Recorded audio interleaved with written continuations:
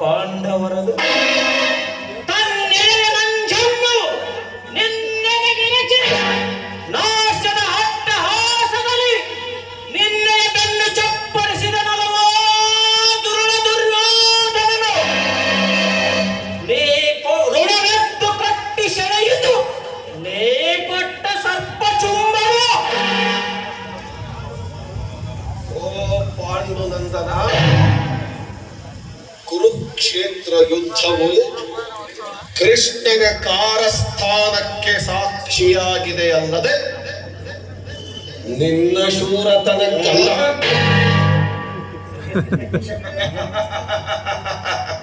ಬೆಚ್ಚಿದ್ದೇಕೋ ಭೀಷ್ಮರ ಬ್ರಹ್ಮಾಸ್ತ್ರಕ್ಕೆ ಸಿಂಹದೆದೆ ಸಿಂಹದಯವನಾದ ನೀನು ಶಿಖಂಡಿಯನ್ನು ಮುಂದು ಮಾಡಬೇಕಿತ್ತೆ. ಇಗೋ ಮಲಗಿರುವ ಧರ್ಮನ ದಿಟವನ್ನೊಟ್ಟು ಸೆಡೆಯ ಮುಸುಗಿನಳು ಸಾರಿದ ಸುಳ್ಳು ಸುದ್ದಿಯನ್ನು ಅಂದು ದ್ರೋಣಾಚಾರ್ಯರು ನಂಬಿರದಿದ್ದರೆ ಎಂದೋ ನಿಷ್ಪಾಂಡವ ಪೃಥ್ವಿ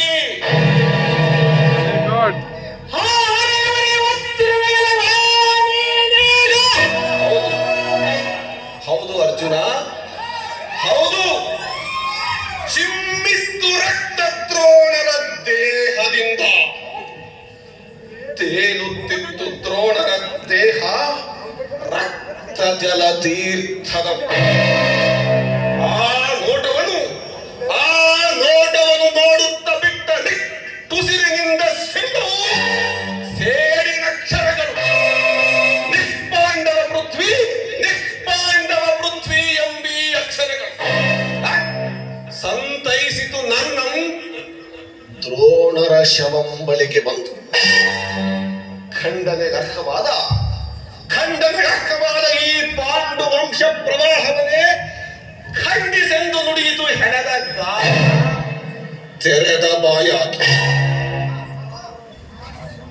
ಮಹಾಶಂಭುವಿನೊಡನೆ ಒಳ್ಳ ಯುದ್ಧ ಮಾಡಿದ ಮೂರು ಲೋಕದ ಗಂಡನಿಗೆ ನೇನೆತ್ತರಬೇಡ ಅರ್ಜುನ.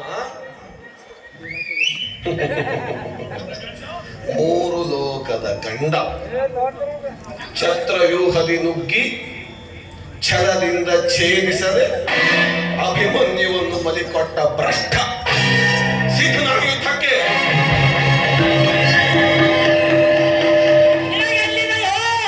ಶೂರತ್ವಂ ಸತ್ವಂ ಕರ್ಮಕ್ಕೆ ತಕ್ಕ ಪ್ರತಿಫಲ.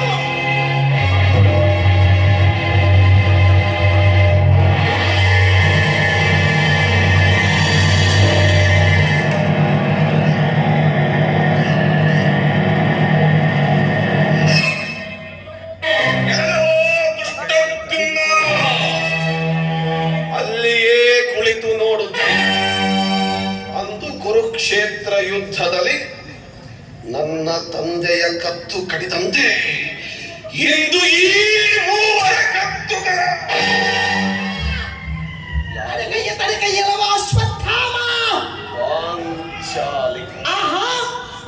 ಪಾಂಚಾಲಿ ಪ್ರತಿಕಾರಿ ಕೌರವರ ಸಹಿತವಾಗಿ 18 ಕ್ಷೋಹಿಣಿ ಸೈನ್ಯದ ಲೆಕ್ಕೂಡಿದರನ ಕಾಣಿ ಕೀಚಕನೆಂಬ ಕೋಡನ ಭೂತ ಪರಿಹರಿಸಿದ ದೃಪದ ಬಾಲ ಮಕ್ಕಳ ಎದುರುಗುತ್ತ ಕುಳಿತ ಪಾಂಡವರ ವಂಶಾಪ್ತಿಯ ಮುತ್ತುಗಳನ್ನು ನಡೆದ ನಿನಗೆ ಸುಡುಗಾಡಿನಲ್ಲಿ ಇನ್ನಾವ ಬೈಕೆದು ಬದುಕಿದೆಯಲ್ಲವೋ ಅಶ್ವತ್ಥಾಮ.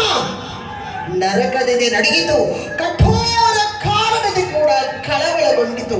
ಹುಡುಗರ ಹೆಂಗಸರ ಕತ್ತುಗಳನ್ನು ಕಡಿವ ಇಂಥ ರಕ್ಕಸರನ್ನು ಹುಟ್ಟಿಸಿದೆಯೇ ಗೆಲುವು.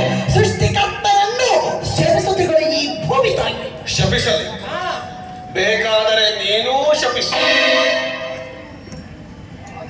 ಆದರೆ ಜೀವವಿಲ್ಲದ ಜನವಾಣಿ ಜಾಗೃತಗೊಳಿಸಲು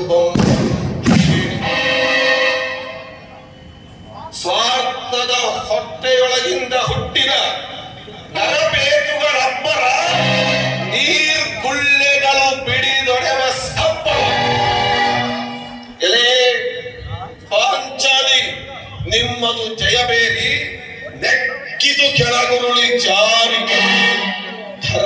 ಭೀಮಾರ್ಜುನರ ಜೀವ ಮಿಡುಕುತ್ತಿದೆ ಕುತ್ತಿಗೆಯಲ್ಲಿ. ಆದರೂ ನಿನ್ನೊಳು ಛಡಾಂಶದ ಸೇನಿನ ಚಿಲುಮೆ ಗೊತ್ತವನು ನಿಮಿಷ ಮಿತ್ತುಗಿಚ್ಚಿನಲ್ಲಿ ಕೈ ಟೇ ಕೊಟ್ಟಿ ತೊಲಕ್ಕೆ ಮಸಿಯುತ್ತನೆ. ಬಾಯಾರಿ ರಕ್ತರದ ಕೋರಿ ಚೀರುತ್ತಿರುವುದು ಈ ಸೇಡಿನ ಸೈತಾನ. ಆ ಸೇಡೆಂಬ ಸೈತಾನನಿಗೆ ಈ ಪಾಂಡವ ಹೃದಯ ರಕ್ತದ ಪಾನ ಮಾಡಿಸುವೆ.